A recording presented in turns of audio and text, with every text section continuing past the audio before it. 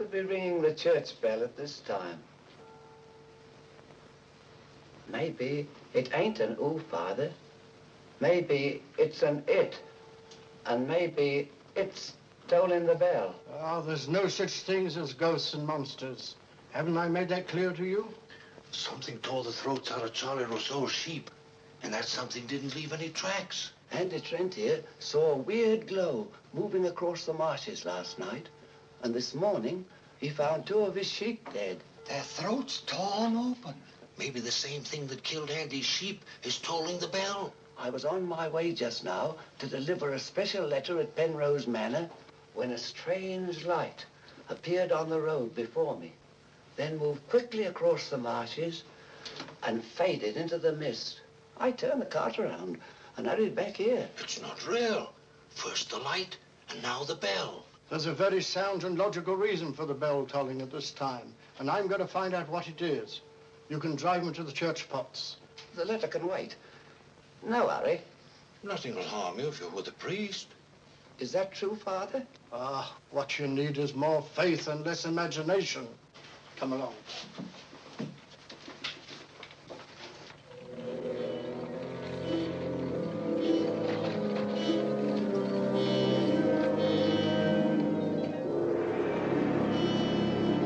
I'd better deliver that letter to the manor.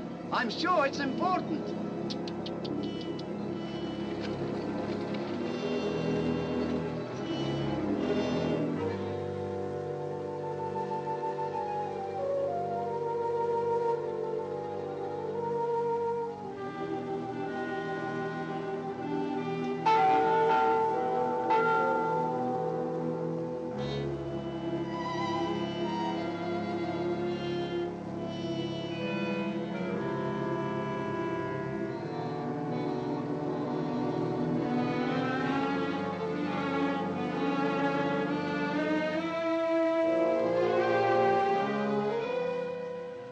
Goodness, that bell has stopped.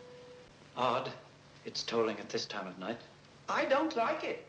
What with this phantom roaming the marshes? I saw it again tonight.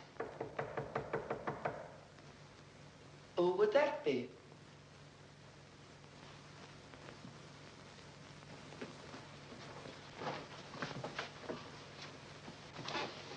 Where's Lord Penrose? He's gone to Quebec. Get him on the phone immediately. What's happened, Father? Lady Penrose, dead, clutching the bell rope, tolling for help. It was dreadful. Her ladyship.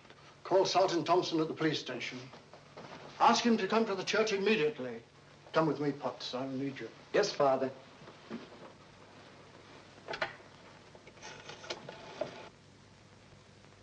Operator, put me through to Quebec. Lord William Penrose. Yes, he's addressing a meeting of the Royal Canadian Occult Society at a Quebec hotel. It's urgent, sir. Page? Yes, sir? Lord Penrose. Lamont Rouge is on the telephone. It's urgent. It's in the Gold Room. Yes, sir.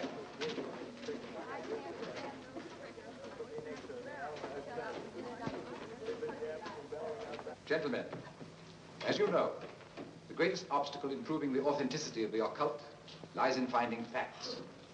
However, if the facts are there, even the most hardened skeptic, provided it has an open mind, must finally acknowledge the actual existence of the supernatural. Do you admit that, Mr. Holmes? Facts are always convincing, Lord Penrose. It's the conclusions drawn from facts that are frequently in error. Yes, in the case of the Hound of the Baskervilles, as well as in the adventure of the Sussex Vampire, we found Watson, please. Oh, sorry. Well, gentlemen, this time I have facts. Cold facts. Many years ago, 100 to be exact, an apparition appeared at night in the village now called La Mort Rouge. The following morning, 3 people were found dead, their throats torn out, hence the town's rather grim name. Interesting, yes. But facts? No. I hardly think the tales of superstitious peasants can be considered... I haven't finished, Mr. Holmes. La Mort Rouge has again been the scene of these strange and unexplainable occurrences. Unexplainable, that is, from your point of view. Several of our most responsible citizens have actually seen the strange apparition on the marshes at night. And next morning, sheep were discovered... with their throats torn out and no traces of the killer anywhere to be found. Oh, you read about it in the papers. Oh, as a matter of fact, I haven't. It was merely a deduction. A rather obvious one, I'm afraid. Deductions are a weakness of mine, as Dr. Watson can tell you. Would you believe it? Holmes can... Well, those are facts, Mr. Holmes. Ignore them if you can. But it's very urgent, sir. Very well. Go ahead. Thank you. I never ignore facts, Lord Penrose. And I have no doubt that the incident of the sheep with their throats torn out is unquestionably a fact. However, the interpretation of this fact as being final proof of the existence of the supernatural is merely supposition, and therefore cannot be accepted without further data. Your opinions, Mr. Holmes, are undoubtedly the result of your inability to cope with something beyond the realm of your comprehension. Myself, man. I'm sorry, John, but this ridiculous skepticism... Yes, what is it, my boy? La Montrouge on the telephone, sir. Very urgent, my lord. Excuse me, gentlemen. I'm afraid, Lord It's Penrose... quite understandable, Sir John. Lord Penrose is deeply entrenched in his beliefs. That's his privilege. Well, hang it all, Holmes, the fellow was positively rude. Well, shall we see a little overwrought, Watson? I'm leaving immediately.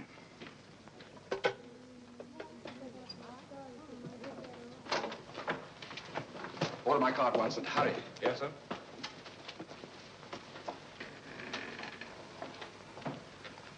Gentlemen, my wife has just been found dead. Her throat torn out. In exactly the same manner as the sheep. This is terrible. I say, you don't think that it's... Undoubtedly, Mr. Holmes, you would call it murder by person or persons unknown. I'm sorry. If I can be of any assistance... Thank you, no. I'm afraid the happenings in La Montrouge wouldn't interest you, Mr. Holmes. Under the circumstances, I think we should adjourn. Yes, indeed, Sir John. St. Holmes, what a terrible thing. Sir John, would you be good enough to convey our condolences to Lord Penrose? Yes, I'd be glad. Say, well, can't we get something to eat before we leave? We don't often get food like you do here. Don't you ever think of anything else besides your stomach? No, not often. I think I'll get a paper. Morning. Good morning, sir. I imagine you'll be glad to get back to London, Mr. Holmes. Yes, indeed. Oh, by the way, there's a letter for you, sir. Thank you. Oh, here's something about Lady Penrose. She was found in the church with her throat horribly cut. Evidently dragged herself from the marshes nearby and tried to summon help with a bell rope. What's it? What is it, Holmes? Listen to this, Watson. Huh? My dear Mr. Holmes, I've every reason to believe my life is in danger. Yet, if you were to ask me how I know, I couldn't give you a logical answer. There is nothing tangible, yet like a terrible premonition, it is all so frightfully real. I heard of your being in Quebec, and I'm turning to you, a stranger, and asking your help in the frantic hope that you'll not fail me. Oh, who's it from? It's signed Lillian Penrose. Lady Penrose? A letter from the dead woman? Well, what's it mean, Holmes? I should say that Lady Penrose lived in fear of her life. Some secret hidden in her past, in all probability. Oh, perhaps it isn't as simple as that. What if Penrose is right? I'm glad we're going back to London. Things like that can't happen in Baker Street. More's the pity, Watson. Huh? Do you know a village by the name of La Montrouge? Yes, sir. It's about 12 miles from here, up towards the falls. Thank you. Great Scott, Holmes. You mean you're going to take on the case? Quite. Telephone the airport and cancel our reservations, will you? Certainly, sir. Consider, Watson, the irony, the tragic irony. We've accepted a commission from the victim to find her murderer. For the first time, we've been retained by a corpse.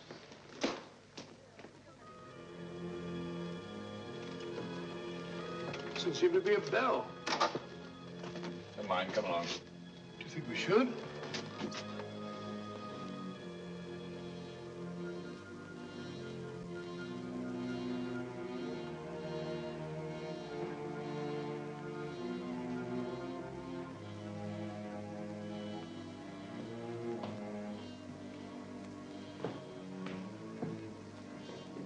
What a cold, cheerless-looking room.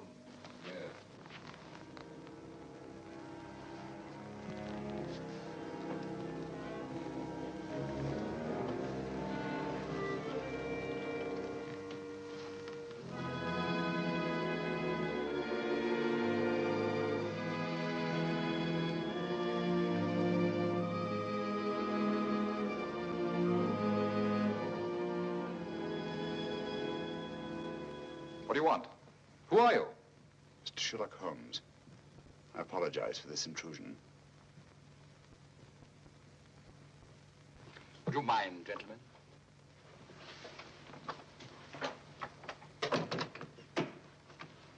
Holmes, is it your custom to burst into people's houses without ringing the bell? We couldn't find the bell, sir. If you've come here to use the death of my wife to prove your theories, I must ask you to leave. Penrose, I received this letter from Lady Penrose this morning.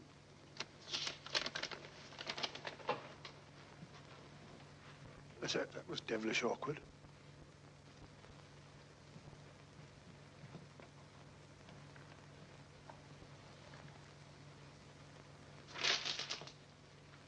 I'm afraid you're a little late, Mr. Holmes. My wife's dead. And I've come here to find her murderer. You might have saved yourself the trouble. I'm convinced that the solution of this horrible deed lies in an understanding of psychic phenomena. Although I don't expect you to admit that, Mr. Holmes. I assure you, Penrose, I neither believe nor disbelieve in anything, including psychic phenomena. If I could just see Lady Penrose, it might help dispel much of the mystery that surrounds these happenings in the Montrouge. Drake! Why don't you answer the blasted thing? Sergeant Thompson has charge of the case. You'll find him at the police station. And now I must ask you to go and take your assistant with you. You'll excuse me if I don't show you out. Drake! Drake! Drake, where are you? What?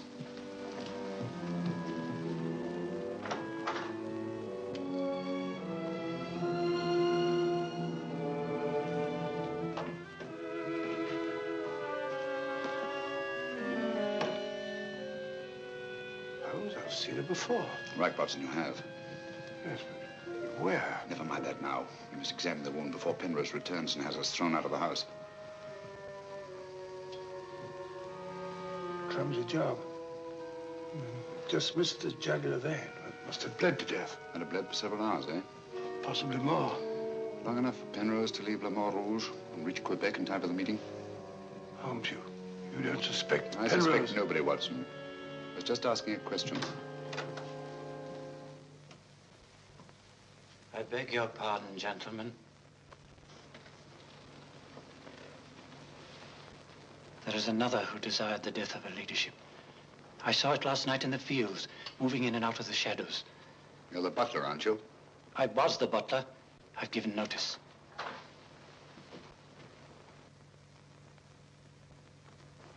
Drake! Get out. Get out of this.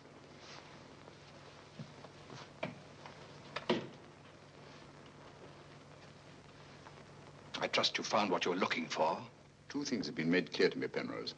That your wife was murdered and that she's Lillian Gentry. Lillian Gentry? Will you leave, or must I call the police? That will not be necessary. We're on our way to the police station now. The wounds found on Lady Penrose's throat are identical with those found on the throats of the dead sheep. Now, I'm not a superstitious man, Mr. Holmes, but I don't know of any weapon capable of inflicting such wounds, except an animal's claw. Of course, it could be done by a five-pronged garden weeder. Not that garden weeder, Mr. Holmes. That's mine. I use it to weed the garden at the back of the jail. I'm inclined to agree with the Sergeant, Holmes. A weapon such as that would have severed the jugular vein, and death would have followed immediately. Lady Penrose lived long enough to drag herself to the church and toll the bell in a frantic effort to call for help. Yes, I know all about that. But there must be some logical motive instead of all these goblins and monsters. Sergeant, have you ever heard of Lillian Gentry? No, I can't say that I have, Mr. Holmes. She was a famous actress who came to America some time ago. She appeared for many years in the United States and Canada. Then suddenly she disappeared. Her disappearance was never explained, and she was soon forgotten. But what's the connection between Lillian Gentry's disappearance and the death of Lady Penrose? Lillian Gentry and Lady Penrose are one and the same person. The same person? Precisely. One more question, Sergeant. Do your files show anyone with a prison record living in La Montrouge? No, Mr. Holmes. The only person having any connection with a prison is Emile Journet. He came here 2 years ago with his daughter and bought the hotel. He was a guard at Talon Prison. Thank you, Sergeant. I hear there are a lot of prairie chicken in these parts. I'd like to have a bag of them someday. I think that can be arranged, though. Yes, we can stop over at the farmyard and you can shoot all the chickens you want. That's all very funny, Holmes. Here you are, old fellow. We're going to engage rooms at Monsieur Journet's hotel. Landlord! I say landlord! Place seems deserted. Won't be for long if you bellow like that. Landlord! Oh, sorry, Holmes. Got to try and make summer. Yes, monsieur. My dear, have you got a room for us? Yes, monsieur. Good. Sign here, please. I'll sign for us both. Well, thank you. You seem very young to be in charge here. Yes, monsieur. You are Mademoiselle Journay? Marie's your name, monsieur. My dear, you've been crying. Why? Papa's going away. Oh, come now. Is that such a tragedy? Did you cry if your papa were going away, Watson? I don't believe so. This way, monsieur. Bring your bags, please. Yes, of course. Wouldn't I be unhappy if my father was seen my father for years? Father died about 20 years ago in Cheltenham.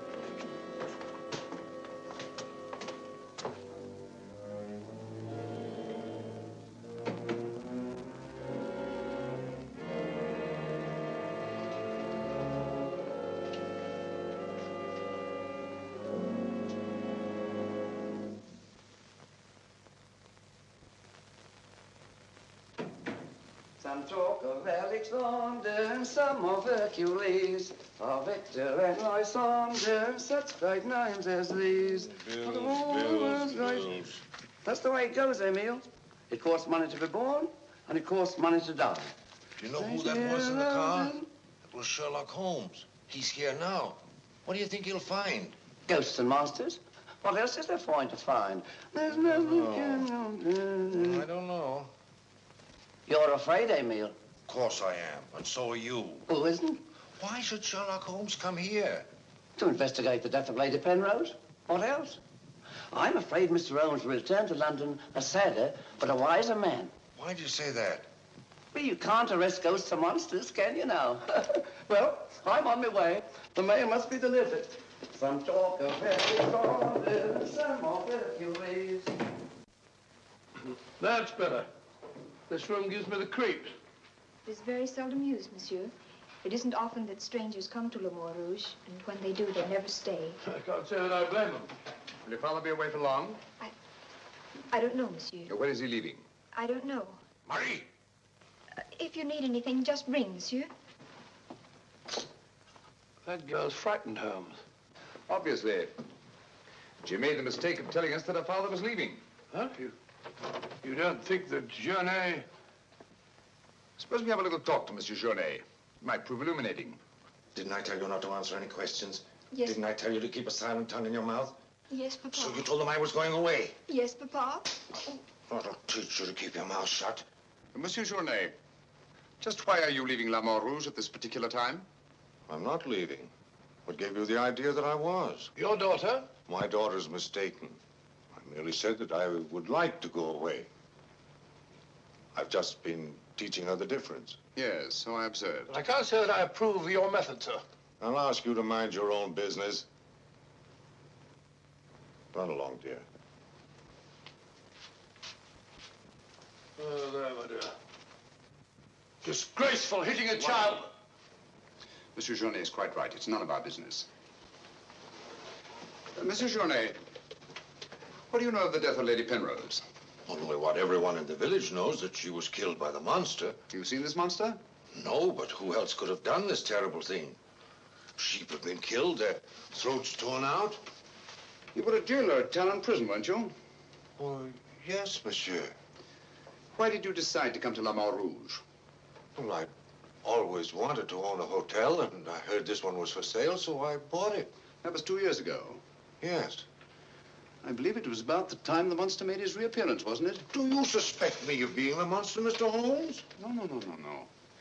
I was just remarking a coincidence. I thought you didn't believe in those things, Holmes. Quite right, Watson, I don't. At least, not in the supernatural variety. Not the werewolf who bites into his victim's throat with his teeth. But, a monster who uses for his weapon of death a 5-pronged garden weeder, yes, that's a little more in my line. I don't know what you mean. I mean that this monster's been recreated and used as a screen behind which to commit a horrible crime. Whoever did it felt certain that no suspicion could possibly fall on him. But my unexpected arrival upset his plans. Very possibly he became frightened, decided to run away. You're right, monsieur. I was running away. But not for the reason you think, but in fear of my life. And who would want to kill you? I don't know. It's like some terrible premonition. But it's so real. The very word, it's in Lady Penrose's letter. Yes. That still doesn't explain this garden weeder. I swear to you, I know nothing about its being here. Haven't we better send for that fellow, Sergeant Thompson? No, Watson, that won't be necessary. Monsieur Journet knows as well as we do that you can't run away from yourself. Oh, would you be so good as to return this to Sergeant Thompson, monsieur? I took it away quite by accident.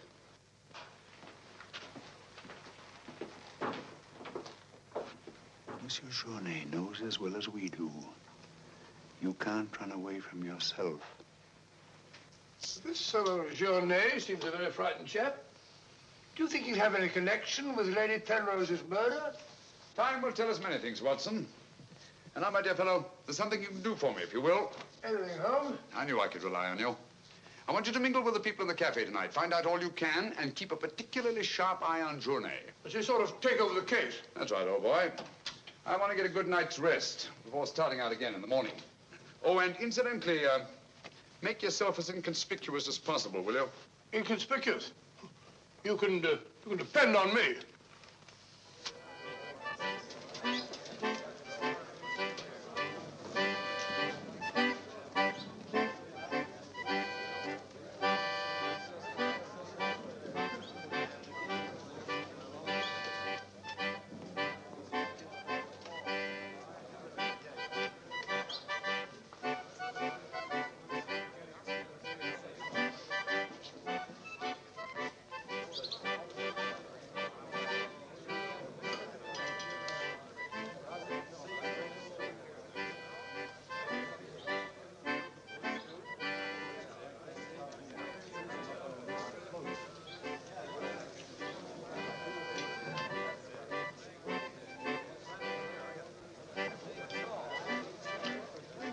Thank you, my dear.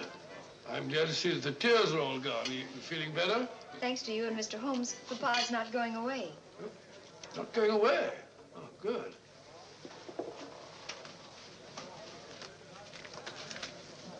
Journey not going away. There are many phases of the supernatural, Mr. Drake. Witchcraft, vampires, werewolves, ghosts, monsters. You'll find them all in the history of crime. So I say to myself, Potts, this is the handiwork of the supernatural. I gather that your name is Potts, that you're interested in the detection of crime. Allow me to introduce myself. My name's Watson, Dr. Watson of 221B Baker Street, London, England. How'd you do, sir? Here's the crime. Bigger and better crime. I deduce, my good man, that you're somewhat drunk. Yeah. Sharp he is. Sharp as a tack. And just as flat-headed. You might also deduce that I'm leaving this place. Getting out. As soon as the bus I'm waiting for hoots its hooter. I believe they say honks its hooter in these parts.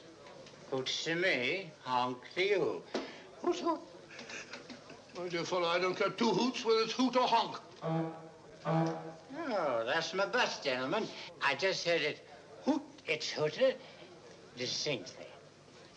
If you solve this case, let me know. Personally, I'm betting on the monster. You take my advice, Patsy. Get out of this place before they find you with your throat cut.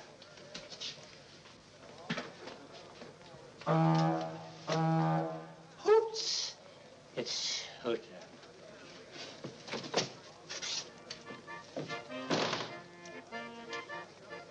Nervous?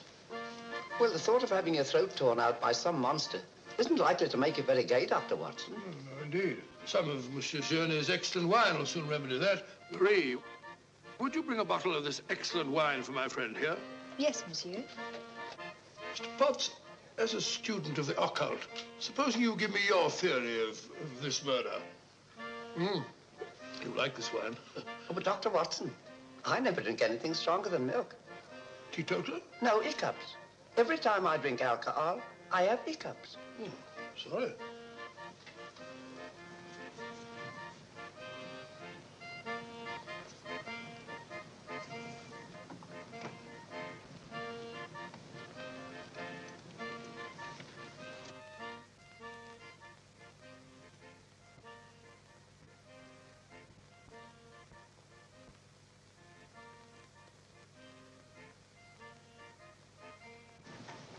Mr. Holmes.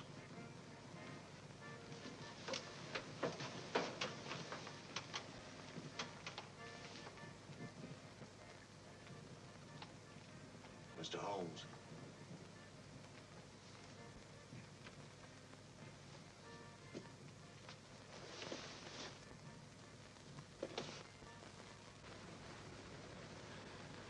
This circle is where the murder actually occurred. Yes, Mr. Holmes. There's a footpath just beyond the church which leads across the marshes. Follow it for half a mile and you'll be there. Thank you, Sergeant. I'm sure I'll find it. Mr. Holmes, I wish you'd let me go with you. It's dangerous on the marshes at night. These swamps, one false step... I'm sorry, Sergeant, but it's important that I go alone. I'll keep close to the path. Well, will Dr. Watson be going with you? No, Sergeant. I asked him to do some research work of his own, and by now he's probably magnificently involved. Good night. Good night, Mr. Holmes. But according to your theory, Dr. Watson, everyone in the village is under suspicion. Pardon me. It's quite all right. Oh, thank you. Murder is a very interesting study, gentlemen. I well recall a short story by that brilliant author, G.K. Chesterton, in which the murder is committed by a postman. I refer, of course, to the Invisible Man, a brilliant bit of deduction on the part of Father Brown. I'm a postman. Precisely why I mentioned it, to illustrate the absurdity of assuming because one man in the postman's uniform is a murderer, any other man in the same uniform should be suspected. Thanks. Had me worried for a minute. Oh, Philistine, flabbed it up. A child can see that this ridiculous monster has got you all afraid of your own shadow. I saw Lady Penrose. I wouldn't like it to happen to me. I'll be getting on. I'm going with you. Good night, Doctor. Good night. It's quite all right.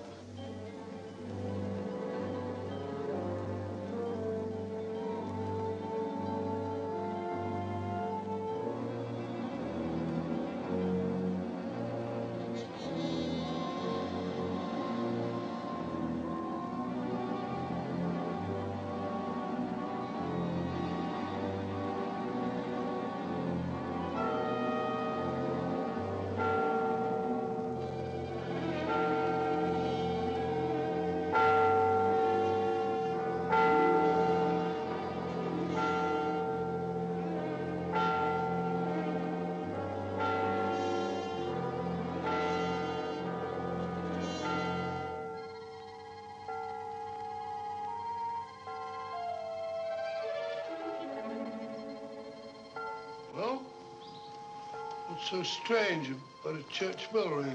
It rang the same time last night.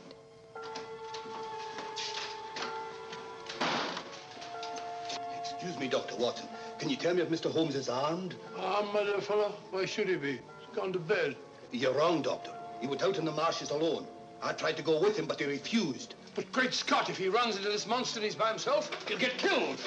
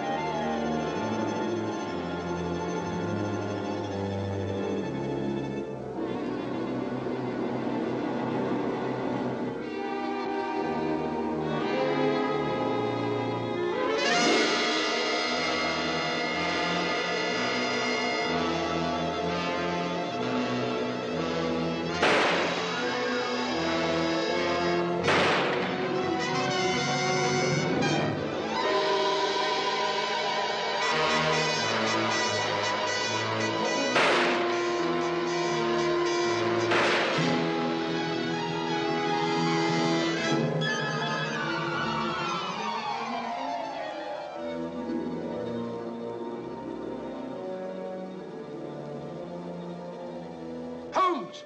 Holmes! Are you all right? Where are you, Watson? Here I am. Over here, Holmes.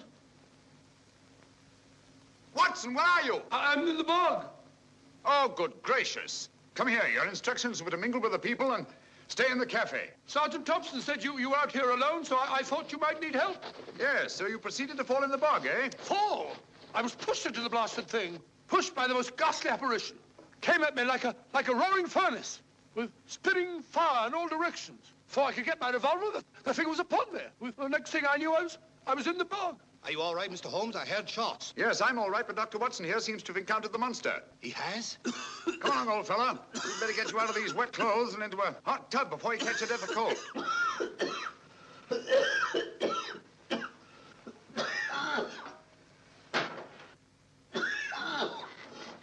Yeah, you've had enough of that. Drink this. You'll be as fit as a fiddle in the morning. Sorry you had such a bad time. I got a right to share your dangers. Thanks, old fellow. You know, I wasn't sure the villagers weren't right. And if it did turn out to be some sort of supernatural monster, well, why should I involve you? Rubbish. However, I did learn something. I can now state positively that our antagonist is not a phantom. But the thing actually spat flames at me. Oh, just a figment of your imagination. The murderer knew I was out on the marshes, and obviously wanted to frighten me. You frightened me, all right. How do you manage the flames? Merely clothing, treated with phosphorus. When the murderer fled, his shirt caught on a tree, and this piece of cloth was torn off. Come in. I'd like a few words with you, Mr. Holmes. I'll come directly to the point. Hello? What happened to your assistant? I'm not his assistant. If you must know, I was pushed into a boggy hole on the marsh. Pushed? By whom? I don't know. Spat fire at me. My good sir, in spite of Mr. Holmes's theories to the contrary, things have been seen and heard on those marshes that cannot be explained away by the use of logic. If I were you, I'd keep away from them. I'm not so sure. Holmes found... Penrose, for the first time in my long pursuit of crime, I confess that I find myself baffled. I'm a detective. I need tangible clues. And up to now, I admit, I found none. And you won't. I advise you to leave La Mort Rouge. Tonight, you escaped with your life. Next time, you may not be so fortunate. Thank you for your considerate advice, Lord Penrose. Good night, sir. Excuse me. Oh, good night. I don't like that fellow, Holmes. Why do you think he came here? He wanted to find out if we discovered anything. He seemed very pleased when I told him we hadn't. Now, Watson, there are one or two questions I want to ask Sergeant Thompson. You stay here. I have a vitally important job for you. Anything, Holmes? What do you want me to do? Go to bed. Yes, it's cotton fabric. Yeah, take a look. That discoloration, the purple ink must have been spelt on it. Possibly. I should say this cloth was red with blue lines. Probably large checks. Yes, it seems to have been laundered a good many times. The blue lines are almost completely erased. Yes, you can scarcely see them. It's good fabric, well woven with a solid base. Hello, Bill. Hello, Sergeant. Your phone call must have been important to bring me over this time of the night. It was. This is Mr. Sherlock Holmes. He wants to ask you a few questions.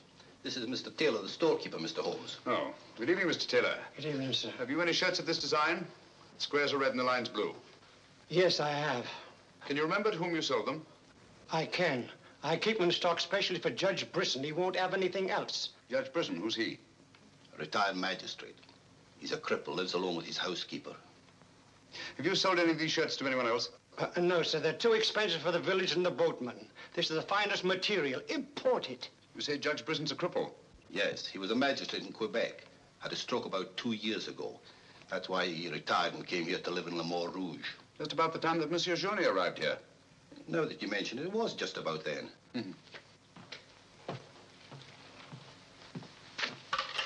Hello, operator? Give me Judge Brisson's home, will you? Thank you.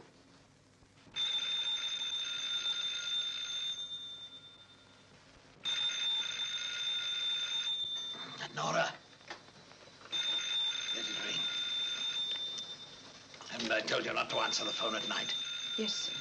Well, then obey my orders. Yes, sir.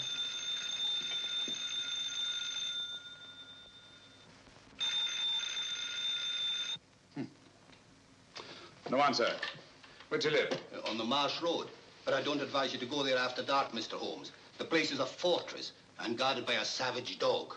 I think Dr. Watson and I will have to pay Judge Brisson a visit in the morning. Good night, gentlemen. Good night, Mr. Holmes.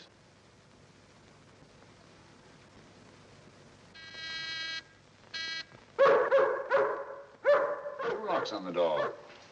One of them new. Yes, I should say that Lady Penrose's death had increased Judge Brisson's terror. Don't like the sound of that dog. No, sounds hungry. Possibly ravenous. Couldn't we come back after he's had his breakfast? I'm sorry, Watson. Our business won't wait. Oh, stop now. Yes, Watson.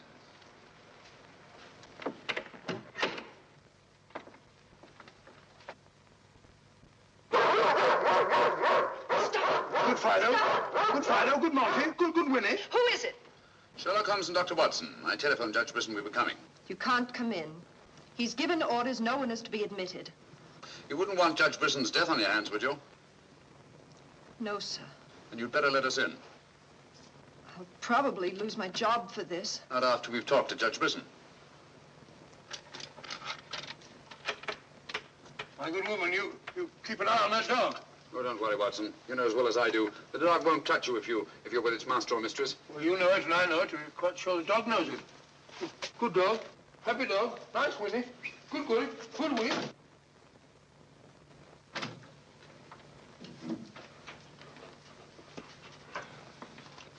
Let me warn you, I'm armed.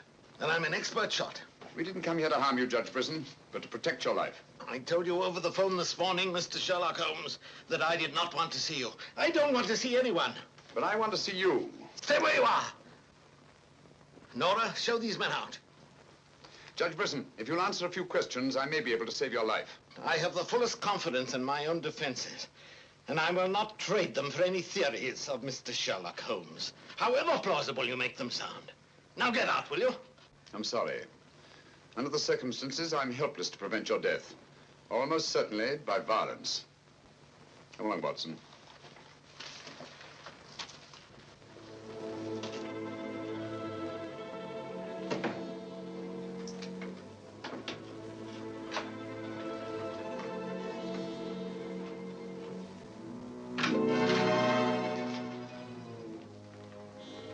Pardon me. May I trouble you with that envelope? I must have dropped it.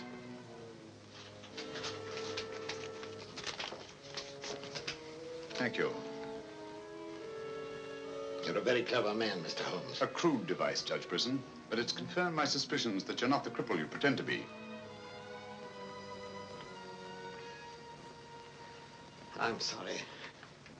But I'm frightened of everything and everybody. Why don't you sit down? You want to get shot, Holmes? Come in, Watson, and close the door. Sit down, old fellow. Judge Brisson has decided not to shoot us. Oh, very kind of him. Gentlemen, this fear is driving me mad. It's quite understandable. The whole village seems to be consumed with fear. But in your case, judging from your vicious dog, those barred windows, and that hunting rifle, it's not fear of the supernatural. Just what are you afraid of? Well, truthfully, Mr. Holmes, I don't know. And yet I feel its very presence. At times, I feel I can almost reach out and touch it. When I first came to La Moor Rouge, I had a slight attack. It affected my legs, but, well, I've recovered. And you've continued the deception, using the wheelchair as an excuse for not going about the village. Well, you see, people would be more inclined to accept my hermit-like existence. Yes, naturally. Tell me, Judge Brisson, had you ever heard of Monsieur Journet before you arrived at La Moor Rouge? No, I hadn't. How many of these shirts has your housekeeper purchased for you? Oh, 4 or 5. I'm not positive. You still have them? Well, 1 or 2 became badly worn, and I told my housekeeper to give them to a man who was doing some work for me at that time. Can you describe him? No, I'm afraid I can't. That was about a year ago, you see, and, well, I didn't pay much attention to him. He worked in the garden. Could your housekeeper remember him? No, that was a different housekeeper then. She went to the United States. Try to remember, Judge Brisson. Your life may depend on it. I do remember one thing. He had a very slight limp. I used to watch him from that window as he walked across the lawn. Splendid. Continue your vigilance, Judge. And under no circumstances allow anyone to enter the house, even someone you may know well. What's that mean, Holmes? It may mean nothing, Watson, and it may mean everything. I'm quite sure that Sergeant Thompson will have observed a man with a limp in a village the size of La Rouge. Good day, Judge, and thank you. Good day, sir. I'm sure Sergeant Thompson will have observed a man with a limp in a village the size of La Rouge.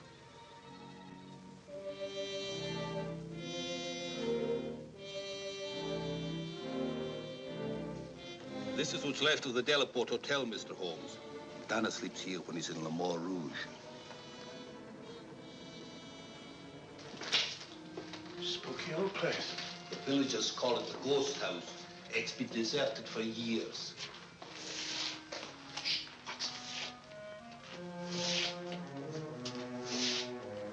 He walks with a limp. The left foot, I think. To the trained ear, Sergeant, footsteps have a characteristic rhythm as identifiable as fingerprints.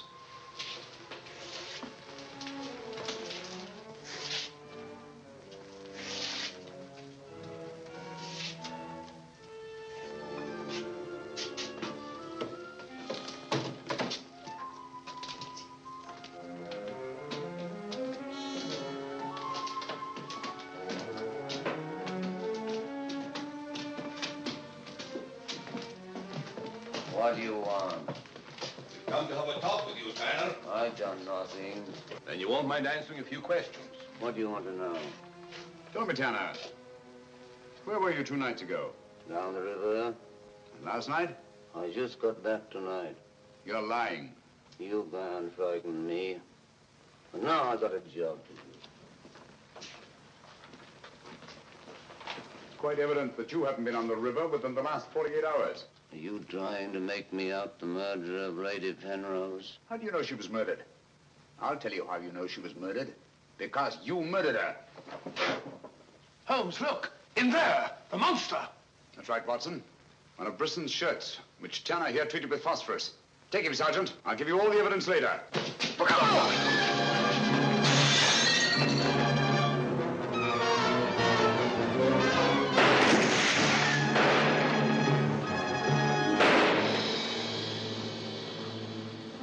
You got him, Sergeant. I'm sure of it.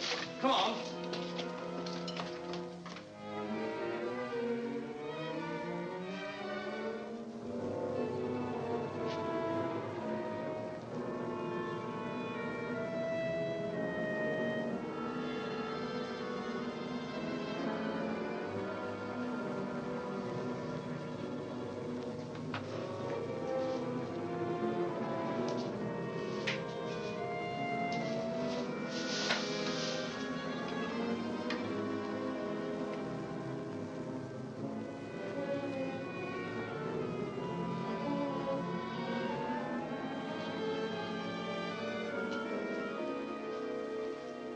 I see no reason why we shouldn't leave for home tomorrow.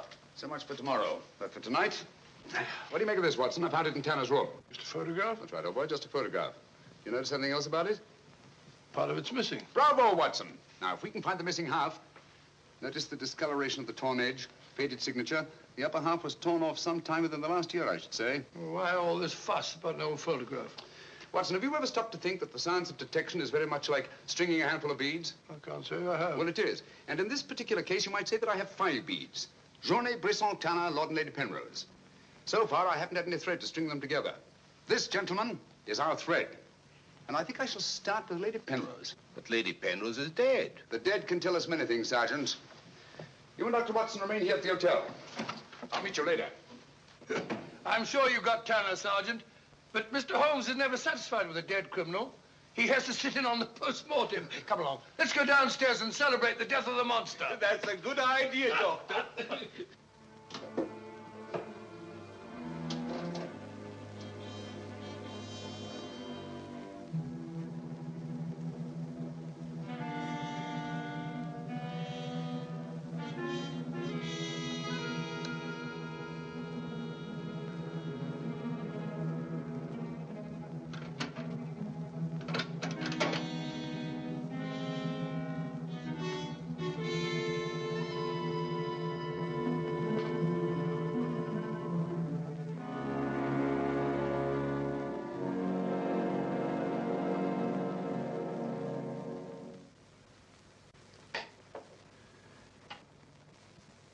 So the great Sherlock Holmes becomes a common thief. You realize, of course, that I might have shot you. I knew that you'd refuse to see me, so naturally I had to take that chance. Tell me, who is Alistair Ramson? What has he to do with your being here? Perhaps this will explain. Found the lower half in a room occupied by a boatman named Tanner. The upper half was in Lady Penrose's safety box. Alistair Ramson murdered a fellow actor in my wife's company. He was sentenced to life imprisonment. The whole thing was a great shock to her. So she retired from the stage and you married her shortly after? Yes. Where and when was this murder committed? In Quebec, 5 years ago. Ramson was shot 3 years later trying to escape from Talon prison. His body disappeared in the St. Lawrence. Was it ever recovered? I don't believe so. Penrose, Alistair Ramson and Tanner are one and the same person. What? It was he who sent the upper half of that photograph to your wife as a warning. What could my wife have in common with a murderer? Yet he killed her. He killed her? Yes. The monster was none other than Tanner himself. We found a shirt impregnated with phosphorus in his room. Tonight, when we faced him with the evidence of his crime, he bolted and jumped out of the window into the river. Sergeant Thompson fired a couple of shots at him. He's dead? In a way, yes. I don't understand. Tanner is dead only because he was discovered, and had therefore outlived his usefulness to his creator. But I'm afraid that Alistair Ramson, the actor, who created and played the part of Tanner, is very much alive. But surely, now that you know who the murderer is, the police... It's not quite as simple as that. During the time he's lived here, Ramson has undoubtedly established another character for himself, perhaps several others, who are by now familiar to the people of the town of Le Mans Rouge and quite above suspicion. He could be almost anyone in the village. He may even have been your butler, Drake. This is fantastic. Yes. Yet Lady Penrose's death is only the beginning. There's no saying where this madman will strike next. Tell me, is there anyone else in Le Mans Rouge who may have been connected in any way with the case of Alistair Ramson? Judge Brisson was the magistrate who tried and sentenced him.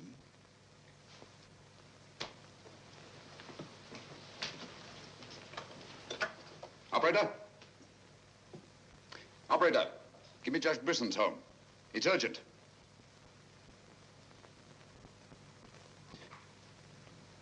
Judge Brisson, this is Sherlock Holmes. Oh, yes, Mr. Holmes. Oh, I'm quite all right, thank you. I've chained up the dog, as you asked. As I asked? I haven't telephoned you before. Somebody's obviously imitated my voice in order to gain access to the house.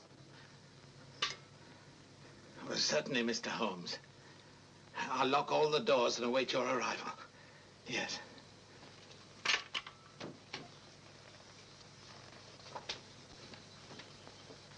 Nora!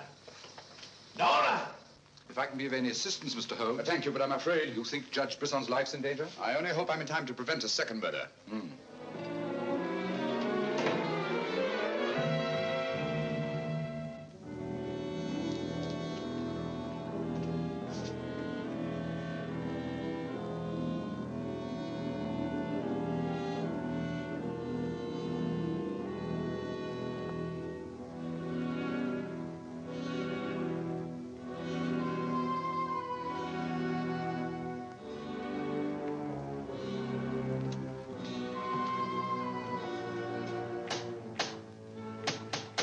That's Mr. Holmes. Show him in.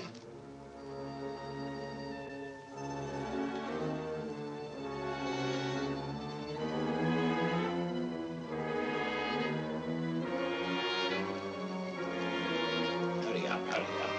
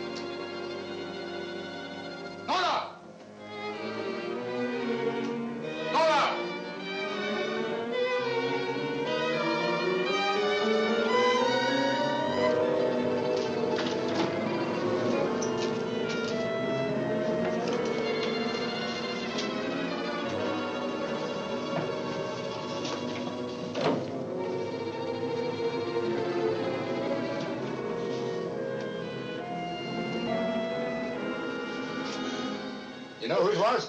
I don't know. I don't know.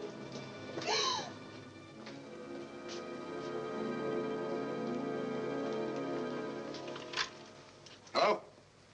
Operator, Monsieur Journet's cafe. I want to speak to Sergeant Thompson. It's urgent.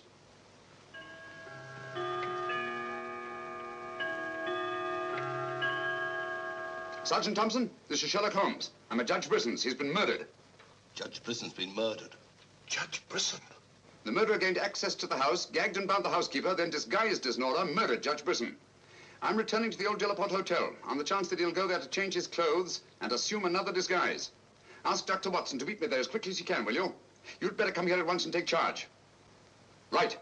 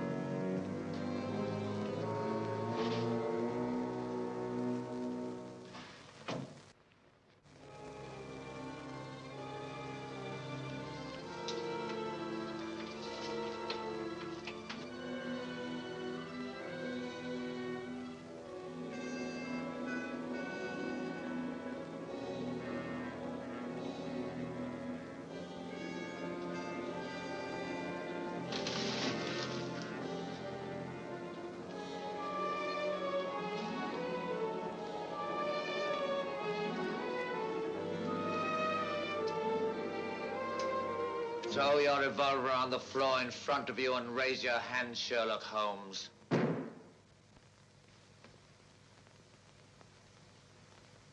I should have thought you would have felt more at home in the spotlight. I see you finally identified me. Jack Tanner and Nora, the housekeeper, were brilliant. You should really take a bow. It's too bad you appeared on the scene when you did, and I had to ring down the curtain on the monster. Your recreation of the monster of La Mort Rouge as a means of murder must have given you great satisfaction. Why did you kill Lady Penrose? I see no reason why I shouldn't tell you. I couldn't bear the thought of another man possessing her. And Judge Brisson? During the trial, I grew to hate him. And when he sentenced me to prison, I vowed that someday I would escape and kill him. I see. Obviously, you planned still another murder. Otherwise, you'd have returned to the safety of your first disguise and defied me to find you. You're right. I am. There were 3 people in my life who had no right to live. 2 have already died. The 3rd remains. Tonight, I shall kill him.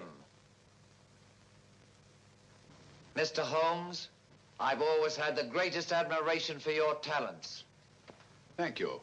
Your performance in this case has also been brilliant. So brilliant that I'm afraid I'm going to have to ring down the curtain on it a bit prematurely. Mr. Ramson, we are artists in our fashion, not creatures skulking in alleys. If our positions were reversed, I shouldn't think of sending you to your death, lacking a few stray pieces of the puzzle. What do you want to know? The name of the 3rd person. I have no objection. If there is a hereafter, which I doubt, you and he will meet very soon, Mr. Holmes. The name of the 3rd person is...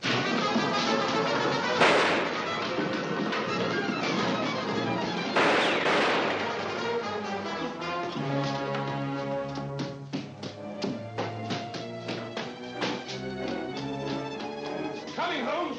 Look out, Watson!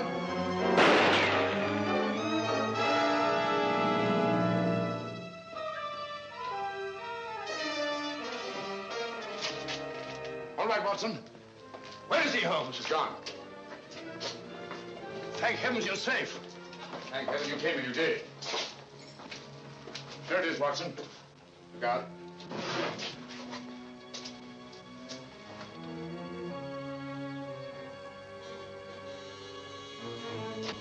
So you got away again? Yes, Watson. Over that warehouse roof, most probably. What a fun little room. Yes. This is obviously the secret room where his disguises were created. Looks like an actor's dressing room. He is an actor, Watson. One of the finest acting talents of our time. Look at this. Nora, the housekeeper. His name's Alistair Ramsden. Alistair Ransom? Never heard of him. No, that's not important. The important thing is that he murdered Lady Penrose and Judge Brisson. Great Scott, he did it. Yes, Watson. This Ramsden is a paranoiac. His orgy of crime is not complete. There's still another. I was just about to learn his name when you so conveniently fell down the stairs. Oh, sorry, old chap. You can be, old boy. You saved my life. Look at this, Watson. Tanner. Tanner? Where do you think he'll strike next? Obviously, Journet is to be his third victim. Journet? Yes, Watson. As in the cases of Lady Penrose and Judge Brisson, Journet also felt his presence. But in each case, it was vague and unexplainable. Well, what connection can he have with Judge Brisson or Lady Penrose? Journet was a guard at Talon Prison, where Alistair Ramsden was confined. He's the third person against whom the murderer holds a grievance. Now he's disappeared. Journet disappeared? Oh, so Marie told us in the cafe? Watson, Journet's disappearance can mean only one thing. He's in hiding.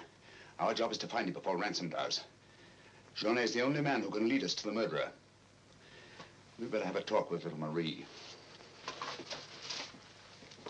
Raise your voice and sing along, sing till the echoes ring. Don't ever let a single soul worry about anything. Find what you make it so you can make it what you will.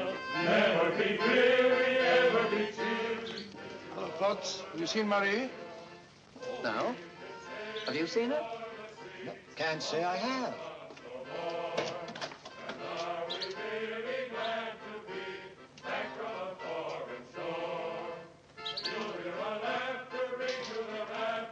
Marie? Watson.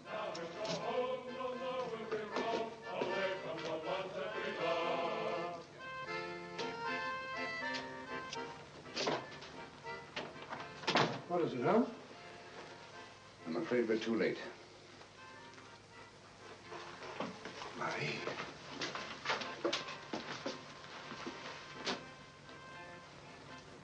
Don't touch anything, Watson.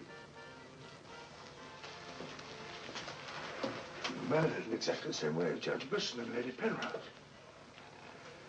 Poor innocent little child. I should have prevented this. Nonsense, my dear chap. You did everything possible. How on earth could you have prevented it? The child's death is a tragedy, of course. I see exactly what happened. She was standing here by the desk, and the murderer came in by that door. He came in through that door, but Marie was not in the room.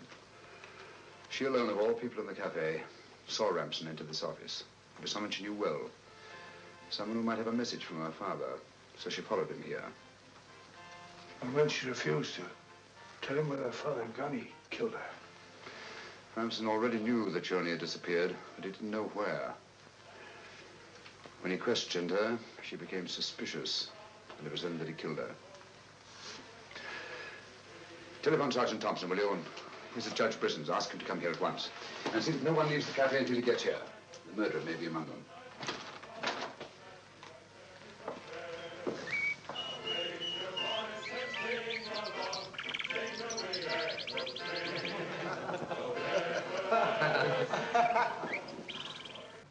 What could have happened to Holmes?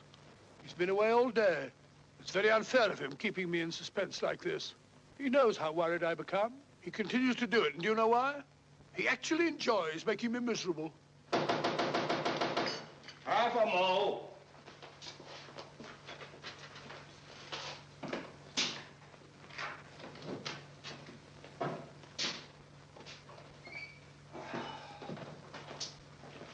No good, Watson. It won't work. What won't work? I've been to every place where Journey could possibly be in hiding. That's where you've been all day. Yes, Watson, and I must admit that I'm completely baffled. We've got to find Journey before it's too late. But how?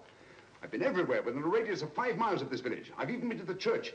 in the hope that he'd disguise himself and attend Mass. He may have gone to Quebec. Every road's covered.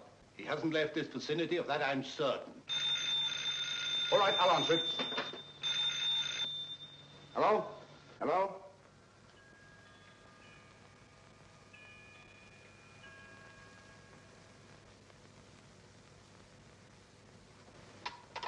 Who was it, Holmes? Watson, get your hat and coat. You're very rude, Holmes. You leave me all day long with that very dull inspector. I ask you a perfect polite question, and all you say is, Watson, get your hat and coat. We're going to find Journey. Sergeant, you wait here till I call. Watson, do this. Watson, do that. Watson, get your hat and coat. Watson, do that. Watson, do that. Brisson's house. Watson, this, Watson. It's my opinion that Judge Brisson's house is the last place that you'll find Journey. Put yourself in Journey's position, Watson. Where's the most likely place that Ransom would look for you? Certainly not in the very house in which he's just killed one of his victims.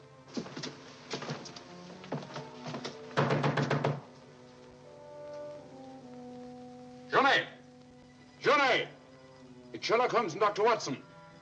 We're here to help you. I don't like the look of it, Holmes.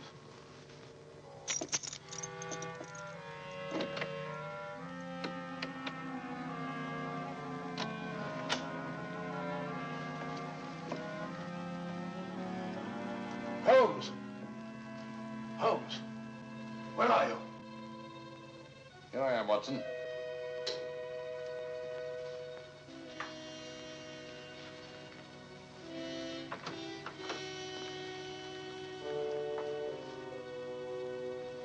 Journey! What do you want? We've come to help you. How did you know I was here? When you called your hotel just now, I answered the telephone. The chimes of Brisson's clock here merely confirmed what I already knew. You must return with me to the cafe at once. I'm not leaving this house. The murderer's waiting out there in the marshes to kill me the moment I leave here. Naturally, but first he must have the opportunity. If you return to the cafe, he'll have that opportunity. It's the only way we have to apprehend the murderer. What if I refuse? Journey, what I have to say to you is not going to be easy. Marie... What? Murdered. Now you know why you must return. This fiend must be brought to justice. Justice? This monster kills my poor innocent child, and you talk of bringing him to justice. Will that compensate me for the death of Marie? If it's the last thing I do, I'll kill him with my own hands. You can't take the law into your own hands. Once you've returned to the hotel, he'll make an attempt on your life. Then we'll get him. How will we know who he is? We already know. It's his disguise that we haven't penetrated. Who is he? Alistair Ransom. Recognize the name? He attempted to escape from Talon prison when I was a guard there. Journey, if you don't want to remain in hiding for the rest of your life, you must return to the hotel and help me to put an end to this monster for all time. Come. Let's go. Good. Put an end to him. How are you going to do that, Holmes? I'll tell you both about it on the way to the hotel. So you're really leaving, Doctor? Yes, Sergeant. Gentlemen, Mr. Sherlock Holmes and I are leaving immediately for London.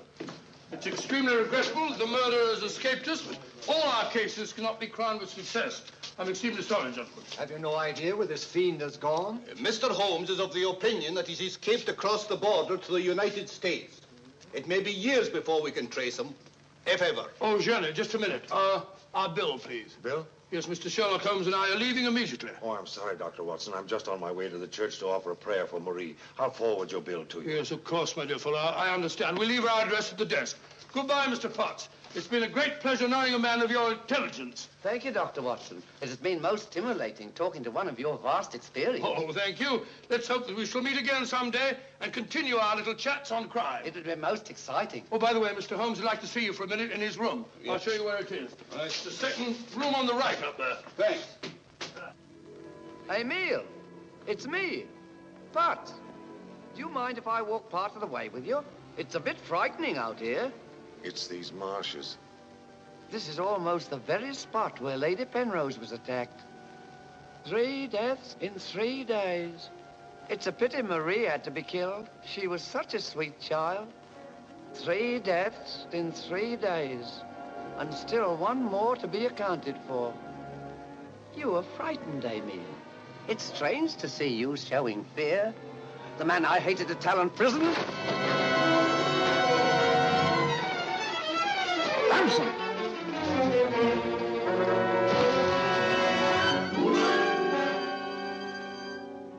Sherlock Holmes. Yes, Mr. Ramson. So you see the final curtain has not fallen after all. I thought you were on your way to London. Naturally, that's what I wanted you to think. That's why Dr. Watson announced our departure in the cafe. Journey's leaving was purely bait to bring you into the open. I merely replaced Journey once he was outside on the street. May I say, Mr. Ramson, that your disguise as a postman was a masterpiece of ingenuity. Your very choice of the role put you above suspicion. It was quite easy. I simply disposed of the real Mr. Potts after he had passed his civil service examination and had been assigned to La Moor Rouge. You realize, of course, that you'll never hand me over to the police alive. It's not my function to be your executioner. My duty is to hand you over to the authorities, which I fully intend to do. You're an optimist, Mr. Holmes. No, not necessarily. We're surrounded by police awaiting my signal.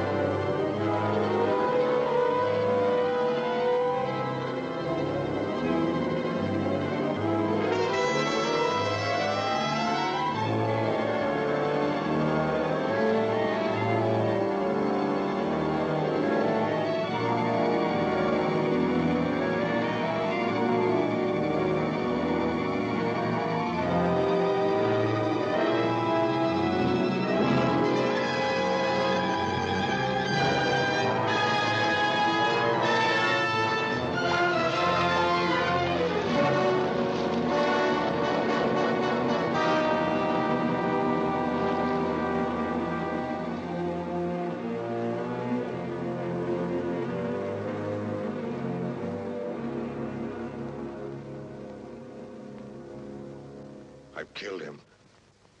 With this. Ransom's instrument of death has been his own executioner. Well, gentlemen, our search for the monster has ended where it began, on the marshes. Eh, Watson? Watson, where are you? Why isn't he here? He was with us a minute ago. Watson! Here I am, Holmes. Where are you? I've fallen in another hole.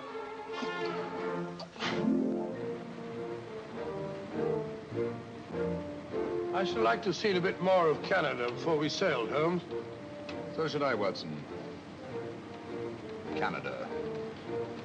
The linchpin of the English-speaking world, whose relations of friendly intimacy with the United States on the one hand, and their unswerving fidelity to the British Commonwealth and the motherland on the other. Canada. The link that joins together these great branches of the human family. Churchill say that? Yes, Watson, Churchill.